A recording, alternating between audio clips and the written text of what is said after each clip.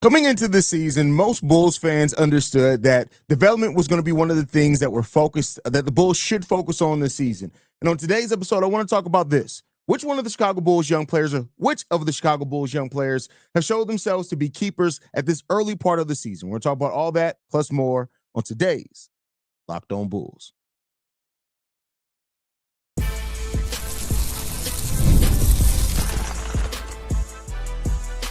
You are Locked On Bulls, your daily Chicago Bulls podcast. Part of the Locked On Podcast Network, your team every day. Thank you for tuning in to Locked On Bulls, member of the Locked On Podcast Network, where it's your team every single day. I'm Haize, host and creator of Chicago Bulls Central and Chicago Bears Central YouTube pages and podcasts. And you can start the season with a big return on FanDuel. New customers can place a $5 bet, and you'll get started with $150 in bonus bets if you win your first $5 bet. Visit FanDuel.com to get started. All right, Bulls fans, let's jump into it for today, man. I want to start off with this one. Which of the Bulls young players have shown themselves to be keepers so far this season? Now, this could very well change. This is just an early check-in in the season. We'll check in again at the midpoint of the season, which is another about 15, 16 games away. And then we'll check in again after that, of course, at the end of the season. But coming into the season, we're going to get one player out the way already. That's Mats Buzelis. Mats Buzelis, and the way that he's already grown in his rookie year with more minutes, becoming a plus player for the Chicago Bulls. We talked about that on yesterday's Locked On Bulls.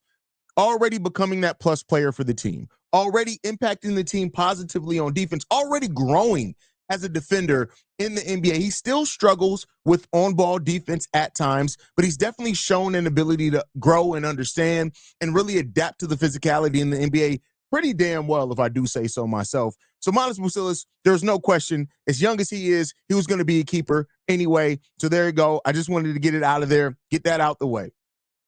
Next up that we got to talk about, and I'm going to kind of go in order of like the youngest to the oldest as far as draft position and when they join the Bulls.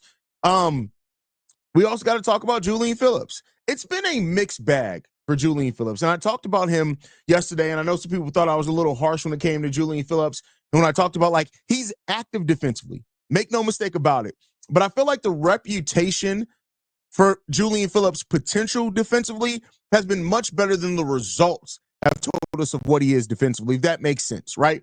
So far, he hasn't really had the type of defensive impact that I think people talk about him in.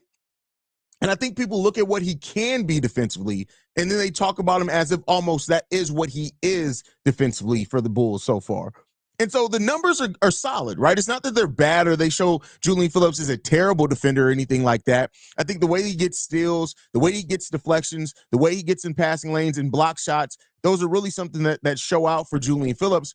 But on-ball defense-wise, it hasn't really been this kind of amazing or really even kind of, you see him and you're like, hey, he can clearly be this player if he sticks around. We don't know that yet and it's fine. It's his second year. He dealt with some injuries. He went down early in his rookie season, so that's fine. I'm not looking for Julian Phillips to all of a sudden be this amazing finished product where we know exactly what Julian's going to be, but has he shown enough to where, and this is the way that I'm looking at that, I maybe should have started this off at, if it comes down to the trade deadline, and in moving Vooch or Zach and getting a first-round pick back, if a team's like, hey, we'll take Zach, we'll take the majority of his salary, we're giving you back salary that's not nearly as long-term, and maybe some of it's not guaranteed, but we want an insurance policy in that as well. We want Zach, but we're going to want one of your young players. If one of those teams called and said, hey, we got an unprotected first-round pick for you, and maybe another first-round pick that's slightly protected, top 5, just to give us some, would I be willing to include Julian Phillips in that type of deal?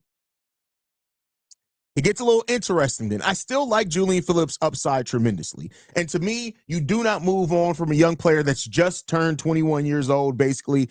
And so here's the thing. I'm not saying that he's untouchable, but I am saying that you're going to have to really sweeten the pot if it comes down to wanting the Bulls to move on from Julian Phillips, if that was me. And, take that for what you will. So Julian Phillips, I'm going to say I'm going to lean towards keeper in a world where it's keep him or not keep him. I'm going to lean towards keep him, but you can talk me into it depending on what the deal is. That's what I'll say. You can talk me into it depending on what the deal is. Next up, Dalen Terry. And Dalen, much to the kind of opposite of Julian Phillips in the sense that defensively, Dalen has shown so much defensively, in my opinion. He's really good, already versatile. What he does out in transition already. He's in his third year in the league. He should be a little bit ahead of that. And to me, Julian Phillips is the type of player that every team needs or wants on their roster, but a lot of teams also look at as easily replaceable, right? That's kind of the upside that I see for him right now. Still, I do think he can still turn into a hell of a player. And I think when you look at the two-way ability of Dalen Terry, he can turn into something for the Bulls. But much like with Julian Phillips as well, like, it's not that I'm not in the sense where I'm like he can't be gotten depending on what the deal is, right? At 22 and a half years old already, like I said, how he's grown so far, it's been huge. When he's on the court, teams average 2.7 less points per 100 possessions. But one of the negatives is that when he's on the court, the Bulls average negative 12.3 points worse per 100 possessions. So with Dalen, it's like he's played so little over his course of his NBA career, and there's so much still left to uncover there that, much like I said with Julian, depending on the deal, he can be got, but I'm not shopping him. I'm not in the sense like, hey, can we throw in Dalen Terry in that deal? No, you're going to have to sell me on what you're giving me and why that the potential value in Dalen is somebody that I should be willing to move on from. That's my personal opinion. But again, nobody's really untouchable on this roster, but that's kind of how I view it as far as when we're talking about keepers or non-keepers. Next up, Ayo Dosunmu, and I'm going to bury the lead here. There's no way in hell I'm trading Ayo Dosunmu. I know not everybody agrees with that. Some people look at Ayo as like a player that we should take advantage of his contract, and I look at Ayo and I say this. Ayo is the type of player that can start on just about any team in the NBA because of his versatility on both sides of the ball. And we already gave up a player like Derrick Jones Jr., a player that we didn't use correctly, right? And I say this. If the Bulls were to ever give up Ayo Dosunmu, he's the one player on this. I'm not worried about this with Patrick Williams as much. I know that it can happen, but Ayo Dosunmu going to a different team, I think that he's the one guy that we look back and be like, why the hell did we move on from Ayo Dosunmu? He is too versatile defensively, has too much of that dog in him. He's shown too much of the leadership ability. And guess what? I didn't even get to the fact that he's from Chicago because that's not a factor in what I'm saying right now. Ayo Dosunmu is the type of player that adds so much versatility because you can build your roster in just about any way that you want to if Ayo Dosunmu is on your team. Because that's how versatile he is. And he's much better as a starter. The numbers show it. Everything shows it. And despite a slow start to this season, Ayo Dosunmu has been one of the best and most consistent Chicago Bulls that we've had. And so that's just what it comes down to for me. I think that Ayo Dosunmu personally is a keeper, and he's not somebody that I'd necessarily be looking to move on from. Next up, Patrick Williams. This is going to be one of the more, I think, polarizing things for Bulls fans to discuss. I understand why Patrick Williams is still here. I want to be clear. I understand all of that. I understand why this front office is reluctant to move on from P. Will. I understand every single bit of that. Make no mistake about it. None. You get no argument with me from why this front office looks at Patrick Williams and they say, hey, if this kid ever wakes up, watch out.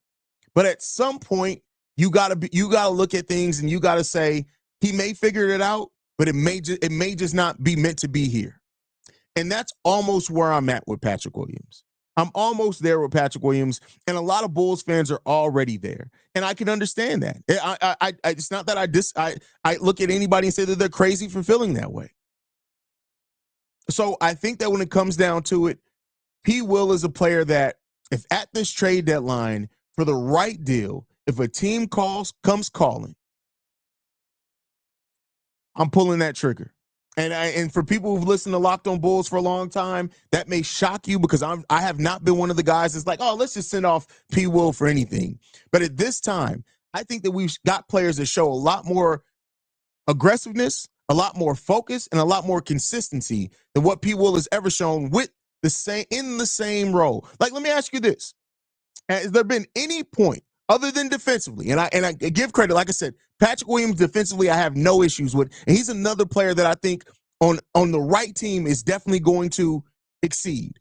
But when you look at it, between when Julian and Mats Buzelis are out there, how many games have you sat there and you said, you know what? Instead of seeing Mats Buzelis, I'd really rather have that Patrick Williams out there right now. How many people have had that conversation?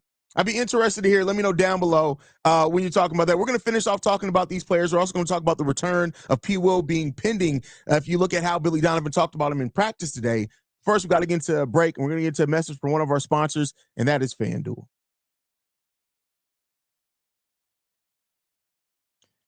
Get ready to tackle the NFL action with FanDuel, America's #1 sportsbook. Because right now, new customers can bet $5 and get $150 in bonus bets if you win. The FanDuel Sportsbook app gives you everything you need to place live bets on the NFL all in one place. So when you get a hunch in the middle of your game, you can check out the latest stats, view live play-by-play, and so much more on the same page where you place your bets. Been telling you guys all season long. That is a leg up that FanDuel is giving you that not a lot of other betting sites or sports books give you. Get all the information that you need to make an informed bet right on the same website. Just visit FanDuel.com today to join. You'll get started with $150 in bonus bets if you win your first $5 bet. That's FanDuel.com. Never waste a hunch and make every moment more with FanDuel, an official sportsbook partner of the NFL. More Locked On Bulls coming up next. All right, Bulls fans. Thank you for your patience. Thank you for sticking around with me throughout this show. You guys know I appreciate you like none other, but let's continue this. So we left off on Patrick Williams, and I'm at the place now where a lot of Bulls fans have literally been for probably the last year. If it's the right deal, if it comes down to helping you facilitate some other deal, I'm open to moving Patrick Williams. I'm no longer in the place. Last 3 seasons I've been Patrick Williams. Let's hold on to him. Let's not move him. At this point now, I'm willing to take the risk. If he does go somewhere else and blossoms, cool. It is what it is at this point.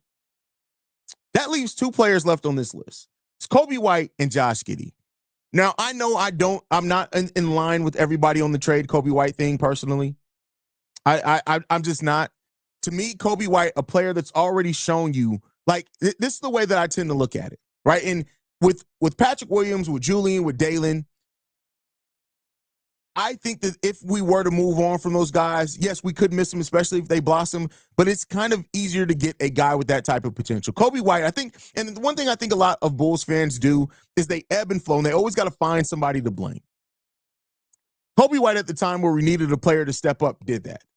And he's still one of the best efficient scorers on the Chicago Bulls. He's going through a down stretch, and yes, he's a severely inconsistent player. But to me, I look at this and say, do I trust AK and Eversley to get somebody better than Coby White in the draft in whatever they're going to get back? And the answer to that, to me, is no. No. You're not going to get a potential 20-point-per-game scorer. You're not going to get somebody who stepped up and was almost the most improved player of the year last year. You're not going to get somebody who stepped up and was one of the best clutch players in the NBA last year either. And so when you look at it as far as the future, yes, Coby White still has a lot left to prove. And I want to make no mistake about that. He has to be consistent. He has to refine his game. He has to do a lot of those things. But to me, I don't trust AK and Eversley to get anybody better than Coby White and with any type of asset they get for Coby White. Now, I've said this before. I do think that depending on if the Bulls keep their top 10 draft pick and if a guard ends up being the best player on the board when they draft, that Coby White could be moved at that point. But I'm not moving Coby White for potential. If I move off Coby White, it's going to be when we already have something here that we see, all right, they're going to step into that role. That's my personal thought on it. So that's where I stand with Coby White. And then Josh Giddey. Josh Giddey is such a conundrum because you have to look at Josh Giddey not just for what his potential is, but what his fit is. Josh Giddey is such a specific player that he has to be on a specific type of team to be impactful and effective. And we've seen moments of that. And depending on where this roster goes, I could see that being a case more times than not. And Josh Giddey's a pending free agent, which changed a lot of this. Everybody else that I talked about is locked into their deals for at least a season after this. Josh Giddey is the one young player on this list that you have to make a long-term decision on this offseason. And so because of that, I can see a world in which Josh Giddey is not on the Chicago Bulls roster at the start of next year. I'm not saying that's the right decision or wrong decision. I'm just saying that I can see a world in which that is the case. And if that happens, they better get it right. All I'm going to say on that is they better get it right. They better get it right. And if they don't, man, that's a difference there. And so we'll see what happens there. Ultimately, Josh Giddey is a player that so far with his Bulls tenure, and keep in mind, I was one of the guys that when we traded for Josh Giddey, I was excited to see how it was going to work out here. We've now seen it. Hasn't really worked out too much. Now, not all that is on Josh Giddey. I'm not blaming Josh Giddey for that at all. I think that we don't have the roster right now to take advantage of some of the things that Josh Giddey does well while eliminating the things that he doesn't do well. We just don't have the type of roster for it. We added a bad defensive player to a terrible defensive roster. And that's what it comes down to. So we'll see what happens there. But let me know your thoughts down below. When you look at this roster, who's better, who's not? Who do you want to see stay on the Chicago Bulls roster? Who do you think is a keeper so far? 25 games, I believe we are into this season. Let me know what you guys think down below on that. Now, today we did get an update in regards to Patrick Williams and his pending return. And so this came from Billy Donovan. Patrick Williams participated fully in today's non-contact practice. And that they do plan on him taking advantage or playing in the majority of practice and scrimmaging tomorrow and seeing how he responds to that. That's a step in the right direction for P. Will. That's a step in the right direction. I like that step in the right direction for P. Will. Because like I've said before, you want everybody out there on the court, regardless of how you feel about anybody or not. You want them to be on the court so that we can have an opportunity. And so it's good to hear Patrick Williams even talking about his recovery, talking about that type of thing, how long he's been out of basketball, how excited he is to get back to playing the game of basketball as well.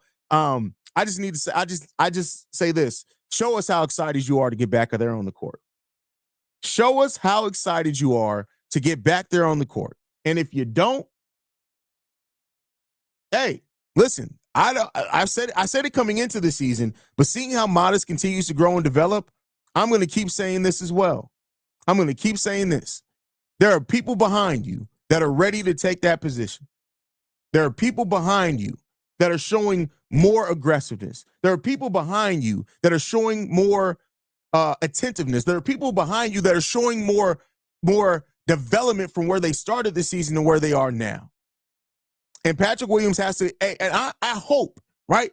This is what I hoped coming into the season. It didn't happen yet, but I hope every time I see Patrick Williams, I hope that it's going to be contagious for him. That a player like Mats Buzelis coming out there and playing with that type of energy is going to be contagious for Patrick Williams. I hope that him seeing Jalen Smith with the type of energy that Jalen Smith plays with will be contagious for P. Will.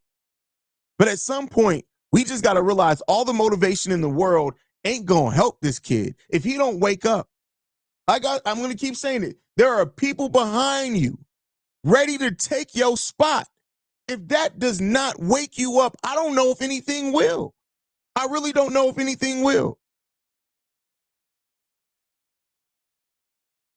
That's it. I don't know if anything will. So I'm glad that P. Will is making his return. I'm glad that he's progressing. I'm glad that he's doing all these things. Great. But show it on the court. Don't just talk about being excited. Go out there and show how excited you are. Because if you're not doing that, if you come back in here and you play bad, I'm telling you right now, it's not going to be good for Patrick Williams. This, and again, that doesn't mean that he's going to be phased completely out of the team or the rotation. But I tell you what, Patrick Williams loses his starting position to Mats Buzelis, he ain't getting it back. I can tell you that right now. If by the end of this season, Billy Donovan looks at Mats Buzelis and says, "All right, Mats, you're the new permanent starter," P. Will ain't getting that job back. Mats Buzelis ain't letting that go. He's not getting it back. So if P. Will wants to be a starter, this is his time to show it. And honestly, I'm excited to see P. Will and Mats out there on the court together. But P. Will got to keep up. You got to keep up. So let's see if that's the case, man. Let's hope that P. Will is ready to show some things for the Chicago Bulls team, because I tell you what, if he's not, it's going to be a long road back for him. because there's dogs on this team. We're not winning a lot. There's dogs on this team. But all right, we're going to take a brief break. We're going to get into a message from one of our sponsors, and that is Mint Mobile. When we come back to that, we talk about some more trade chatter going on for the Chicago Bulls. More Locked on Bulls after this. All right, y'all, man. Here's the deal with Big Wireless. What they advertise and what you actually pay are two very different things. Between that storefront sign and your first bill, the price tag can sometimes double, thanks to hidden fees and surprise charges. With Mint Mobile, that's just not the case. They say $15 a month for a 3-month plan, and they mean it. Imagine saying goodbye to monthly bills that make your jaw drop and wondering why you've got extra charges. Mint Mobile is premium wireless starting at just $15 a month. Every plan includes high-speed data, unlimited talk and text, and it all runs on the nation's largest 5G network. Keep your current phone and bring along your number and contacts. To get this new customer offer and your new 3-month premium wireless plan for just $15 a month, go to mintmobile.com/lockedonnba. That's mintmobile.com/lockedonnba. Cut your wireless bill to $15 a month at mintmobile.com/lockedonnba. $45 upfront payment required, equivalent to $15 a month. New customers on the first 3-month plan only. Speed slow, above 40 gigabytes on unlimited data plan. Additional taxes, fees, and restrictions apply. See Mint Mobile for details. Keep getting into Locked on Bulls right after this. All right, Bulls fans. Thank you guys for tuning in. Hey, by the way, I want to remind you guys, Locked on Bulls has a daily newsletter. All you got to do is go to lockedondaily.com to sign up. You get a daily newsletter in your inbox written by me, covering everything that goes on with the Chicago Bulls. Any things that we can't cover or don't have time to cover, little ins and outs, that'll be on that newsletter. Make sure you guys go and subscribe to that. Go to lockedondaily.com to sign up. Go help your boy out. But with that said, before we get up out of here, I want to talk about some of the latest trade rumors going on around the Chicago Bulls. Now, I covered this in depth over on Chicago Bulls Central. Go and check that out if you kind of want more of kind of my detailed thoughts on what the maneuvers could be here and there. But we got word yesterday from Brian Windhorst that right now the trade conversation around Zach LaVine is quiet. And that is surprising to some that look at it and say, well, Zach's having one of his best seasons. Zach's playing defense. He's giving effort. Why does nobody want Zach LaVine? It really comes down to this, the contract. It really comes down between the contract and the value that the Bulls want back. And I said it before. When we heard that the Bulls hold Zach LaVine at a high value out on the market, they should. You should start off every negotiation at your highest value that you see. Make other teams and GMs talk you down, meaning let them come with an offer that's so enticing that you're willing to maybe step down some off your value. But between the value that the Bulls hold Zach LaVine at, rightfully so, and the contract, it's still been a quiet trade talk around Zach LaVine. It's not surprising to me. It is what it is when it comes down to it. The question that really now exists after this is to say this. How much longer, if the Bulls' focus is, and I'm saying if, they say we cannot start next season with Zach LaVine on the roster. At this point, I don't agree with that. I think Zach LaVine has shown himself to fit in very well with these young players. He's playing a more complementary role while stepping up and taking over scoring when we need him to. Those type of things. He's really kind of adapted his game. He's given effort on the defensive side of the ball, the most consistent we've ever seen Zach LaVine defensively, really. I said it before. Zach LaVine is on pace to have his first plus defensive season of his NBA career. That's how much effort Zach LaVine is giving consistently on the defensive side of the ball. He has not been this locked in a while. And so because of that, you're starting to see, because of that, I'm not mad if the Bulls do hold on to Zach LaVine. I told you guys at the beginning of the season, there is a world in which Zach LaVine is on this roster at the beginning of the 2025-26 season. But if this front office says hella high water, we got to move Zach LaVine because we got to move off that money or whatever their motivation is, should they come down off that trade value? Would that help facilitate moving Zach LaVine? Yeah, of course, if you're willing to take less, but they shouldn't be. And so because of that, I'm not mad at this report. I'm not mad. If it ends up being that other GMs around the league save AK and Eversley from making a stupid decision, good, great. That's what we need. They've made a lot of stupid decisions. Now, I'm not saying that moving Zach LaVine in of itself is a stupid decision. I'm just saying you want value there. Right? Fine. Zach with 2 years left is way more of a tradable contract for real. We heard this might have been the case last season, but it is what it is. He's bought in, so that's good. That's if Zach LaVine was a distraction, my opinion on this would be a whole different thing. But he has not been that at all this season. Zach LaVine has been bought in. He's been given effort. He's been given just about everything you want and need to see from Zach LaVine, considering the situation that this team is in. So that's what it comes down to, man. We'll see. Great point here, Vaughn, as well, before we head out. If we take a low ball offer again, AK will never remove that reputation of getting fleeced, ever. And at that point, he might as well stay here. I'm talking about Zach. And AK might as well pack his bags if that's the case. But we'll see. We'll see. We'll see. But that's my time, guys. Thank you guys so much for tuning in. Locked on Bulls is free and available on every podcasting app and platform of your choice, as well as YouTube, Amazon Fire TV, the Odyssey app. Make sure you guys stay in tune with us there. Wherever you need Locked on Bulls, we're there. If we're not there, tell me. I'll see if we can get us there. But you guys can follow me at CEO Haize. You can follow the channel at Locked on Bulls. And I'll see you lovely and beautiful people tomorrow, bright and early. Love you guys. Go Bulls. See Red. Peace.